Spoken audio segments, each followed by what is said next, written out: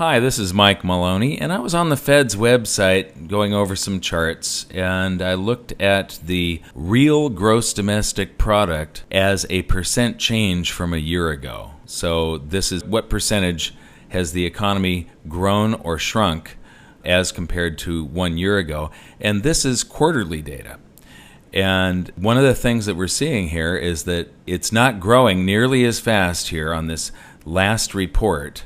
It's only growing at 1.22%, which is really anemic. But the highest this gets is up to about 3% here.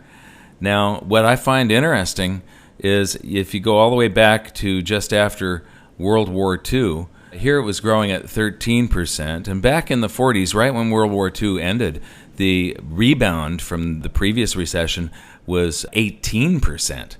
And so what we're seeing here is as we get deeper and deeper into debt, the growth is less and less. Here we have 6.8% roughly, and then a recession and a rebound that's up at 7.7%, and down in the 2%, 3% area here. So probably around a 5 or a 6% growth here and a 7% or 8% growth here. And then again, a peak of 9.2%, and here we have peaks that get into the 7s and the 8s in this great expansion that we had during the 1960s.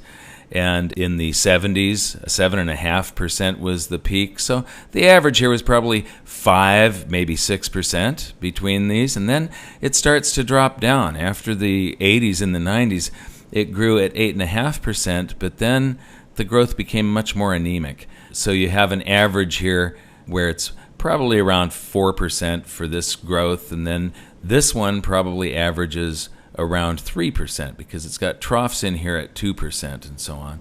And then this one probably averages around 2.5 or 3%. And then this last one is the weakest recovery that there has been. The peaks only go up into the 3% range, and then you get down to 1% basically.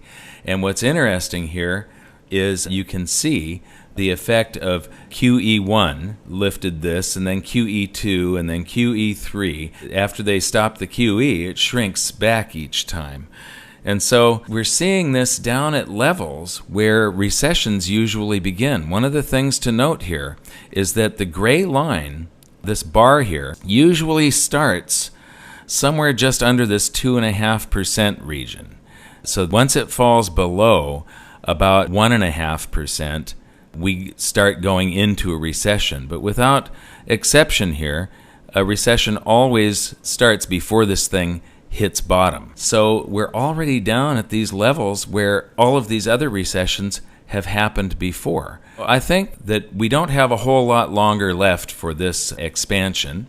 I've pointed out many times that this expansion now, this white area, is the third longest expansion in history. This one is the second longest expansion, and this one right here is the longest expansion in history.